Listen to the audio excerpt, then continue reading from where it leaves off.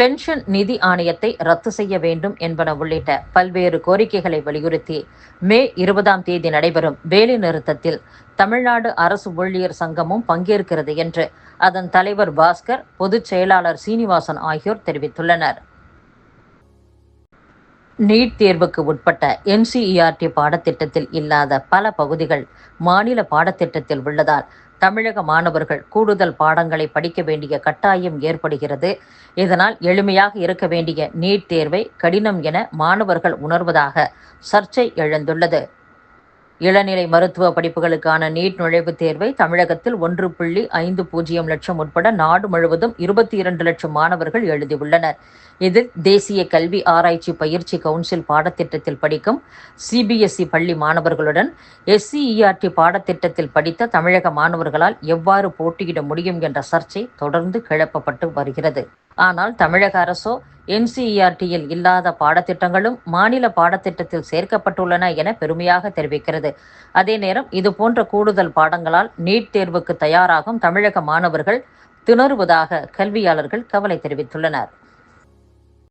தென்காசி மாவட்டம் சிவகிரியில் சட்டவிரோத குவாரிக்கு எதிராக நடவடிக்கை கோரிய வழக்கில் 29 லட்சம் ரூபாய் அபராதம் விதிக்கப்பட்டு அதிகாரிகள் தொடர் ஆய்வு செய்து சட்டவிரோத குவாரி நடைபெறாமல் இருப்பது உறுதி செய்யப்படும் என்று அரசு தரப்பு தெரிவித்ததை பதிவு செய்து வழக்கை பைசல் செய்துள்ளது உயர்நீதிமன்ற மதுரை கிளை.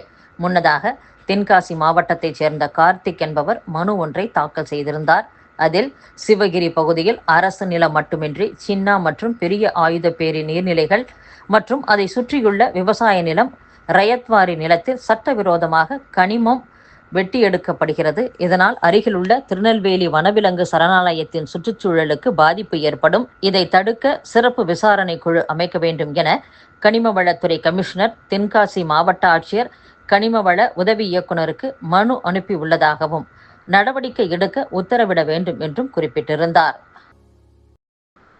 பழனியில் பழனி தண்டாயுதபாணி சித்த மருத்துவக் கல்லூரி அமைப்பதற்கான இடம் கையகப்படுத்தப்பட்டும் மத்திய அரசிடம் 22 கோடி ரூபாய் நிதி வாங்கி 2 ஆண்டு ஆகியும் கல்லூரி துவங்கவில்லை என்று கூறப்படுகிறது. சித்தா மருத்துவர்கள் இதுகுறித்து கூறும்போது, பழனியில் பழனி தண்டாயுதபாணி சித்த மருத்துவக் கல்லூரி அமைப்பதற்கான இடம் கையகப்படுத்தப்பட்டு மத்திய அரசிடம் 22 கோடி ரூபாய் நிதி உதவி பெற்றும் இன்னும் கல்லூரி துவங்கப்படாமல் உள்ளது. நாமக்கல்லில் புதிய சித்த மருத்துவக் கல்லூரி ஏற்படுத்தப்படும் என முதலமைச்சர் ஸ்டாலின் அறிவித்தார். 50 படுக்கையுள்ள மருத்துவமனை கட்டப்பட்டு விட்டது. மருத்துவமனை ஆரம்பித்து 2 ஆண்டுகள் கழித்தே கல்லூரி ஆரம்பிக்க முடியும். இதுவரை கல்லூரிக்கான முதற்கட்ட பணிகள் கூட ஆரம்பிக்கவில்லை. அடிப்படை வசதிகள், மருந்துகள், மருத்துவர்களும் முழுமையாக இல்லை. இந்த ஆண்டு சட்டசபையில் சித்த மருத்துவம் பற்றிய புதிய திட்டங்கள் எதுவும் அறிவிக்கவில்லை. அதே நேரம் சென்னை அரும்பாக்கத்தில் யுனானி கல்லூரிக்கு கூடுதல் கட்டடம், யோகா இயற்கை மருத்துவத்திற்கு கூடுதல் கட்டடம், மதுரை திருமங்கலம் ஹோமியோபதி கல்லூரி, நாகர்கோவில் ஆயுர்வேத கல்லூரிக்கு கூடுதல் கட்டடம் கட்ட நிதி ஒதுக்கப்பட்டது. சென்னை மற்றும் திருநெல்வேலியில் உள்ள சித்தா மருத்துவக் கல்லூரிகளுக்கு விடுதி வசதி இல்லை. தமிழக அரசு சித்த மருத்துவத்தை புறக்கணித்து வருகிறது என்றும் கூறியுள்ளனர். தமிழக சிறைகளில் கைதிகளுக்கு வழங்குவதற்காக வாங்கப்படும் உணவுப் பொருட்களை கூடுதல் விலைக்கு வாங்கியதாக பில் தயாரித்து கொடுத்து ஆண்டுதோறும் 30 கோடி ரூபாய் வரை முறைகேடு செய்ததை DGP மகேஸ்வர் தயாள் கண்டுபிடித்துள்ளார். இதன் காரணமாக மீண்டும் அந்தந்த மாவட்ட கூட்டுறவு பண்டகசாலையில் பொருட்கள் வாங்க உத்தரவிட்டுள்ளார்.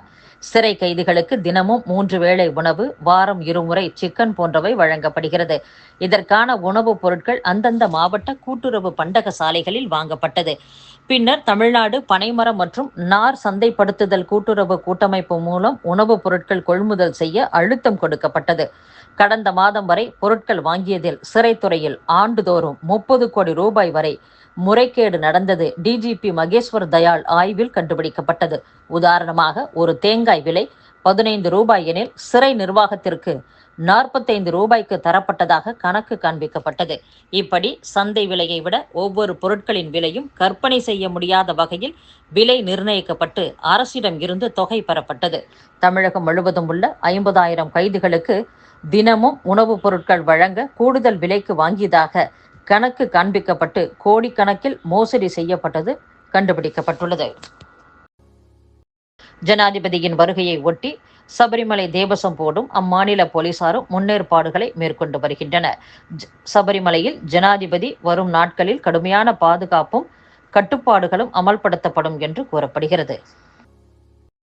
சட்டவிரோத குடியேறிகள் அமெரிக்காவை விட்டு வெளியேறினால் தலா $1000 வழங்கப்படும் என்று அமெரிக்க அதிபர் டொனால்ட் ட்ரம்ப் அறிவித்துள்ளார். இந்தியாவுடன் பதற்றத்தை தணிக்க உதவ வேண்டும் என்று ரஷ்யாவிடம் பாகிஸ்தான் கோரிக்கை விடுத்துள்ளது.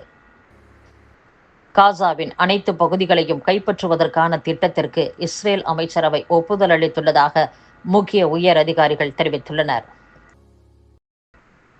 துருக்கி அதிபர் எர்டோகன் உதவியுடன் உக்ரைன் ரஷ்யா போரை முடிவுக்கு கொண்டு வருவேன் என்று அமெரிக்க அதிபர் டொனால்ட் ட்ரம்ப் உறுதியளித்துள்ளார்.